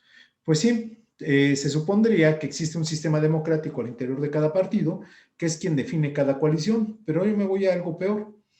Este cambio que hacen los representantes de grupos parlamentarios porque cambian de adhesión partidaria, por ejemplo, o el criterio que tiene el Tribunal Electoral del Poder Judicial de la Federación, que dice que por esas decisiones no se puede sancionar a un parlamentario porque eso es derecho parlamentario. Eso a mí me deja como dentro de estos claroscuros que habría que pensar, porque precisamente hoy una de las partes que creo que no se han analizado es esta fortaleza que se tiene de parte de la fuerza mayoritaria, pero que se fue enriquecida porque más de 20, digamos, haciendo un balance entre los que se salieron de su grupo y los que se pasaron a él, tienen más de 20 diputados de los que ganaron en las elecciones. Y eso les da la posibilidad de poder inclusive realizar reformas constitucionales con una mayoría que no fue electa democráticamente. Pero que este criterio del Tribunal Electoral, por supuesto, habría que pensarlo, que también no es de ahora, sino ya tiene, creo que fue de 2015-2012, debería de permitir la tutela estatal de los partidos, de tal manera que si eso de ir en contra de sus principios como partido fuera sancionable, pues que el Estado garantice eso, porque entonces, ¿qué ¿Qué herramientas tiene un partido para garantizar la efectividad del voto que le fue, digamos, confiado por parte de la sociedad? En fin, y hablando de las nulidades en específico, sí creo que hace falta explorar la nueva realidad. Cuando uno hace un análisis histórico, bueno, hace rato se adelantó también el doctor Juan Manuel, cuando uno hace un análisis histórico, uno ve que estas causales se empezaron a construir como de los 40, los 50, ¿no? Y, bueno, hay algunas, bueno, después les invitaré con un libro que voy a presentar, que está en este momento en edición en el Congreso de acá de Puebla. Hice un estudio histórico desde el 17 hasta ahorita de los códigos, de las leyes electorales, y hay algunas que ya aparecen como causal de nulidad, por ejemplo, del error en las actas, ¿no? Ese ya aparecía.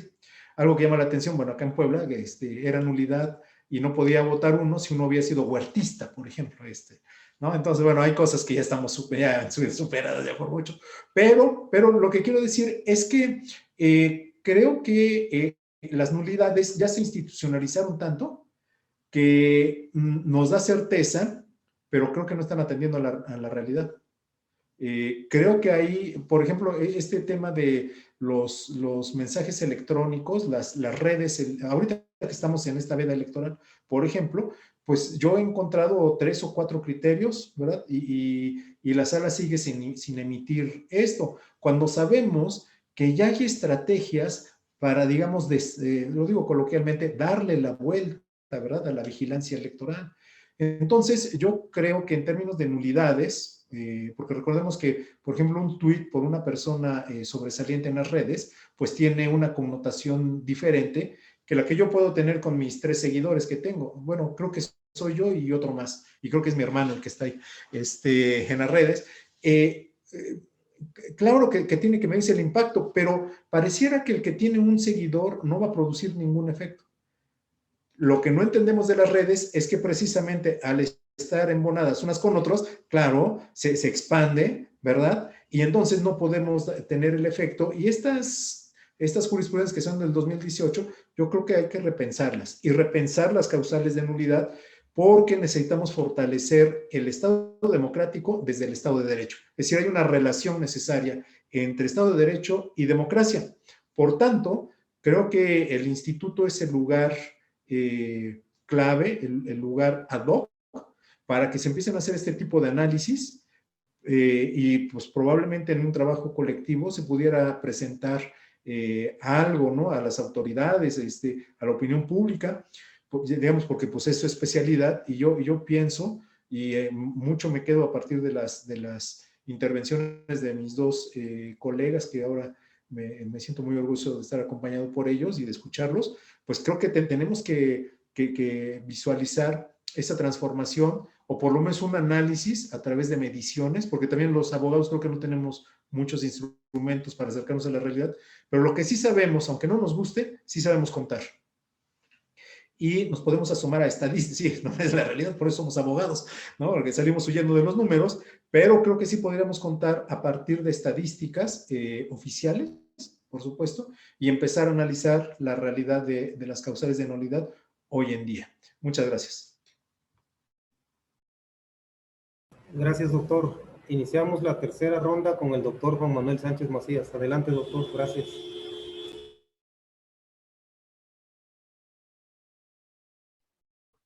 Muchas gracias. Yo, la verdad, estos breves minutos que me quedan, los utilizaré primero para volverle a dar las gracias al instituto, ¿sí? Por la invitación, al doctor Bretón Betanzos por habernos dado luces en varios puntos, e invitar no nada más a nuestros alumnos, sino a la gente que nos sigue y a quien llegue esta participación que hemos tenido vía redes, etcétera, etcétera, que no cejemos, ¿sí? La verdad es que nos falta mucho. Yo sí insisto, y perdón que sea pues necio en el tema. Estamos viviendo una crisis no propia de las autoridades electorales. Una crisis económica, una crisis sanitaria, una crisis laboral, educativa, de valores, y me consuela que la ciudadanía cada vez está siendo más activa, ¿sí? Obviamente también a la ciudadanía hay que ponerle algunos límites, ¿no? Ahorita lo digo por una de las preguntas que me ponían, ¿consideran conveniente la participación de la ciudadanía en su designación? Es un problema muy complejo. Por un lado, un purista democrático te diría, sí, la ciudadanía que se traduce en el pueblo, que participe. Alguien te diría, corremos el riesgo de caer en el populismo y entonces el más famoso es el que va a llegar al cargo. Hablaba el doctor Bretón de el que tenga más seguidores en las redes, que logre que manden más cartas a la autoría competente para designar. Creo que tenemos un diseño constitucional, y con esto quiero cerrar, que nos ha costado, y digo nos en plural, ¿sí? Refiriéndome como país, a los partidos políticos, a las autoridades, a los propios políticos, a la ciudadanía, al pueblo, nos ha costado mucho tener las instituciones que tenemos, no solo en materia electoral. Tener una Suprema Corte de Justicia de la Nación, tener un Tribunal Electoral del Poder Judicial de la Federación, un Instituto Nacional Electoral.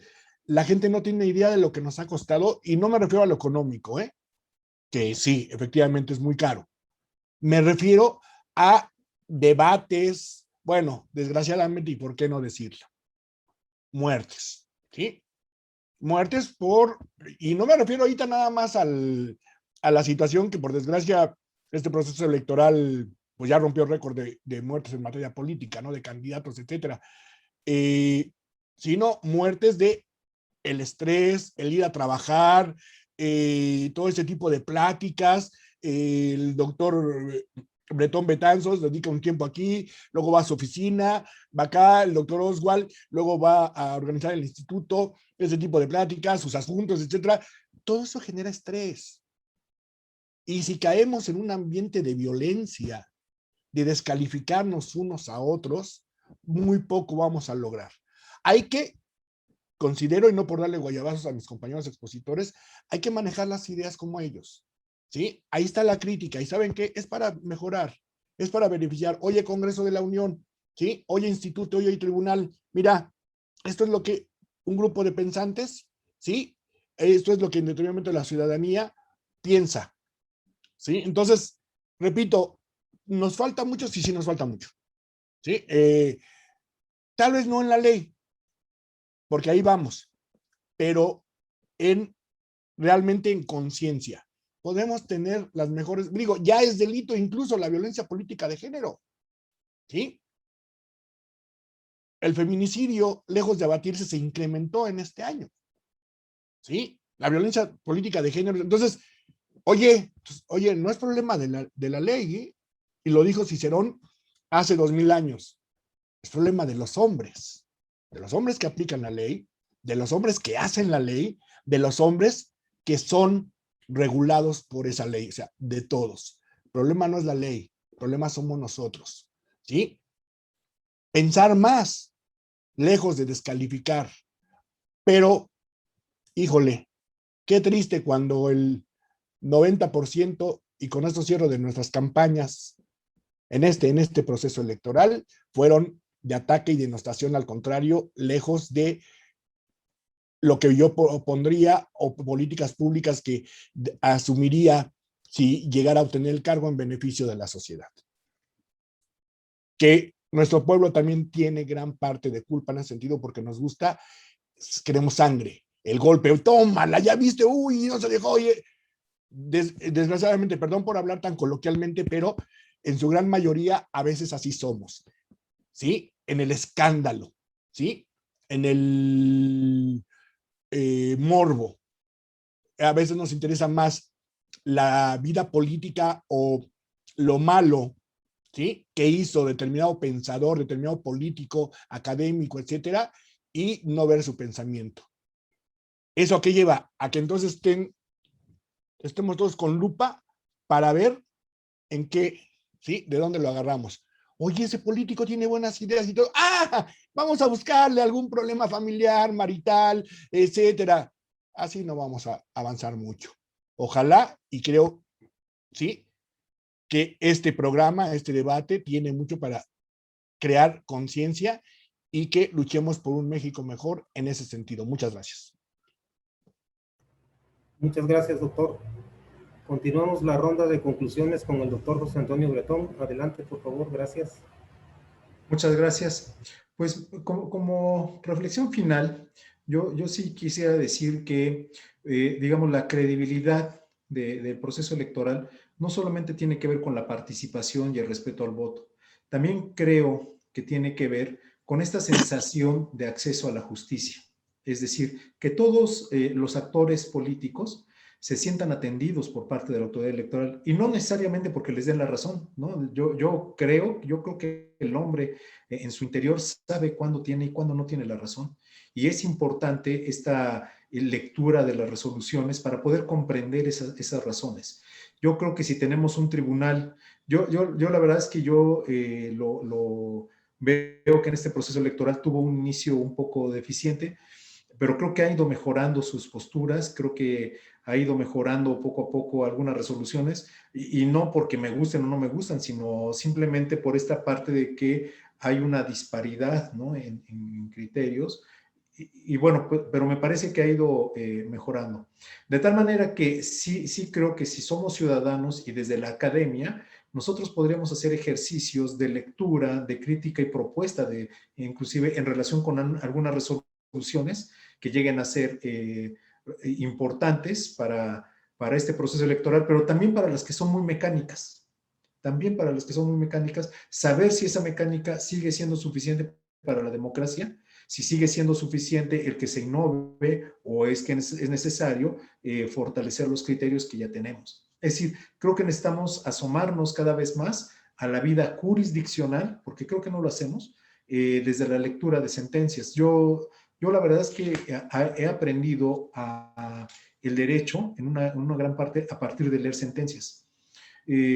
Las escojo al azar, las escojo porque alguien me dice, porque tengo amigos que se dedican al litigio y me las comparten, en fin, y yo recomendaría que, bueno, pues para los que estamos interesados en el derecho, que no solamente leamos autores, ¿no? Autores están en las bibliotecas y están muy bien, pero también las sentencias. Y no solo las sentencias de la Corte Interamericana, también hay que leer la de la Corte Africana, ¿no?, que también en algunos casos han sido muy valiosas para la Suprema Corte de Justicia de la Nación, y las europeas, que por supuesto tenemos que aprender a comparar y saber cómo las adaptamos, pero digamos, para concluir con la idea de las causales de nulidad, es importante que nos adentremos, que conozcamos, porque luego sale algún medio de comunicación, alguna persona relevante en las redes, dice algo, y aunque somos estudiosos del derecho, no tenemos una razón objetiva para poder opinar. Yo les recomiendo que nos adentremos. La etapa y el compromiso con nuestra democracia nos los exige. Yo creo que el instituto es un buen lugar para sembrar estas inquietudes y que se vuelvan en reflexiones que beneficien a nuestra sociedad. Y muchas gracias nuevamente al instituto, al doctor Osvaldo Lara, al maestro Sandro Arévalo, y de verdad un gustazo haber podido convivir, escuchar y aprender del doctor Juan Manuel Sánchez. De verdad, doctor, quedo muy agradecido, muy contento con este debate y por supuesto con las posturas del doctor Osvaldo Lara. Y a quien nos acompaña, pues agradecerle su tiempo, porque hoy es probablemente lo más valioso que tenemos, el tiempo. Muchas gracias. Gracias, doctor Bretón. Concluimos la última ronda de las intervenciones con el doctor Lara Borges. Adelante, por favor. Gracias, Andor. Pues, primero que nada, agradecerles al doctor José Antonio Bretón, al doctor Juan Manuel Sánchez Macías, su generosidad. No me equivoco en decirlo, que son referentes del derecho electoral en nuestro país, y la verdad es que me siento profundamente honrado haber compartido este espacio de debate académico. Efectivamente, lo que venimos es a debatir ideas, no a descalificar, ni descalificarnos en primera persona, ni a las instituciones, sino hacer un ejercicio analítico, crítico del momento en el que estamos, desde las perspectivas que cada uno ha jugado y desde la propia experiencia y enriquecimiento teórico y profesional que nos da la vida misma. Reflexiones finales, porque Juan Manuel, te voy a tomar la palabra. Hay muchas cosas que se quedaron en el tintero y creo que podríamos lanzar una segunda convocatoria para hablar muy en específico de estos temas de ponderación, que creo que sin el conocimiento teórico de la ponderación es muy complicado entender el funcionamiento práctico de los tribunales. Tú, por ejemplo, pones el acento en el diseño constitucional a partir del 2011. Sin embargo, la pregunta que yo reformularía es, antes del 2011 no habían principios, el orden jurídico no estaba nutrido de principios. ¿Qué decimos de la equidad? ¿Qué decimos de la justicia? Aristóteles por ahí digamos, dedicó parte importante de su vida en el esfuerzo del desarrollo de la equidad. Es decir, si se consideran como principios o como metaprincipios, los han habido. El problema actual es cómo con este diseño constitucional, en el que ambos reconocen los principios, ha tenido un primer impacto, primero el positivismo y luego ahora el neoconstitucionalismo. Con relación hay una pregunta en un chat que dice, y voy a aprovechar para irle dando salida, positivismo y neoconstitucionalismo, ¿cuál es la diferencia entre entre estas dos posturas o corrientes jurídicas? Bueno, lo repito, lo comenté en el desarrollo de la exposición. El sistema positivista parte de la idea de un sistema de fuentes jurídicas, de fuentes normativas, creadas de manera específica a través de un conjunto de procedimientos, generalmente establecido a favor del legislador, pero también puede estar la costumbre, hay facultades reglamentarias de determinadas autoridades, en fin. Reconoce en este tipo de procedimientos la creación del sistema jurídico.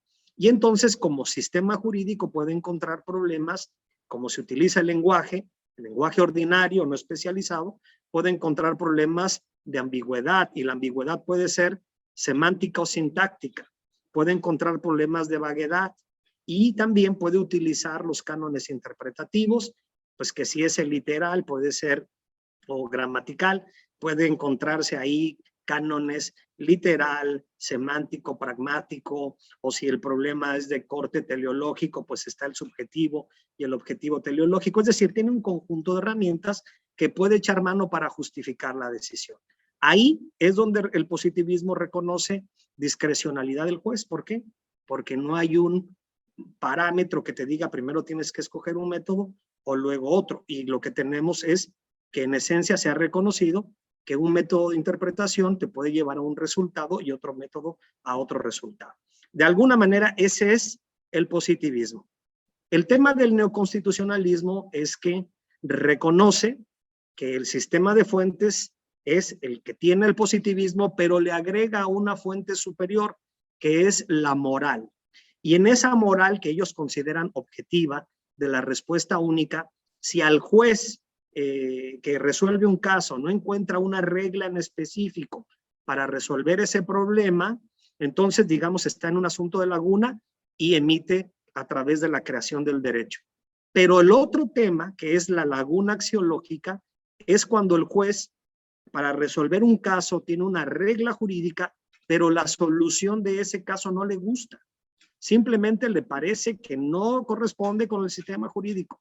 Y en ese sentido lo que hace es derrota la norma jurídica, hace todo este procedimiento de ponderación y entonces concluye imponiendo su propia moral. Que para ellos lo venden, que hay una derrota de la ley, pero no del derecho, porque justamente este sistema moral forma parte del derecho. Es donde se dividen las dos posturas, una que no reconoce o que postula la separación del derecho y la moral, y la otra que reconoce que hay una unión entre una y otra, entre los dos sistemas, un sistema jurídico y un sistema normativo. En fin, en ese esquema, digamos, ahí está el problema, y el problema al final es que ya no nos gobiernan las leyes, parafraseando lo que decía Juan Manuel, ya no nos gobiernan las leyes entonces, porque entonces nos están gobernando los propios jueces, pero los jueces nos gobiernan sin controles.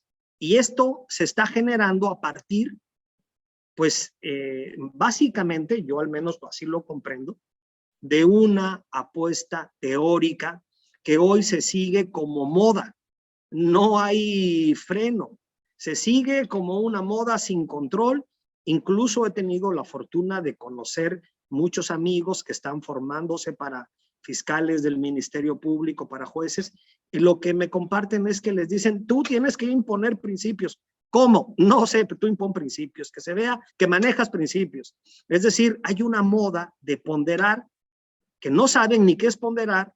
En las sentencias nos nutren de pseudos ejercicios de ponderación, pero como uno como abogado a veces no encuentra dónde está el origen teórico y no puede distinguir cuáles son los pasos, los procedimientos, pues entonces estamos a ciegas y seguimos a ojos vendados pues las fuentes de autoridad. Entonces, digamos, el argumento es la autoridad. ¿Por qué el derecho es así? Porque lo dijo la Corte, aunque la Corte haya quebrantado el orden constitucional y el orden jurídico al establecer un criterio. Pongo un ejemplo último, solamente para ilustrar lo que digo. El problema de este neoconstitucionalismo es que no solamente pasa lo que pasa con los principios expresamente señalados, sino que cuando no hay principios expresos, el juzgador dice, bueno, pues no hay principios expresos, pero sí hay principios implícitos. Entonces su interpretación crea la Constitución, la extiende, la rechaza, la controla, como quiere. Y evidentemente hay una frase muy, muy común en Europa que dice que la moral es de cada uno de nosotros, pero el derecho es de todos y todos tenemos que defenderlo. Les agradezco a todos su generosidad, su tiempo, y si me permiten lancemos de una vez la segunda parte, porque creo que hay muchas cosas interesantes que abordar, y nada más fijemos tema y fijemos fecha y convocamos a todos quienes nos quieran seguir, si les parece bien. Muy agradecido, Juan Manuel, gracias desde donde estás, abrazo fuerte, muy agradecido, José Antonio, también por sus ricas participaciones. Para mí, y estoy convencido que para todos quienes nos han seguido, ha sido sumamente nutritiva. No sé, mi querido Sándor, que siga adelante, por favor.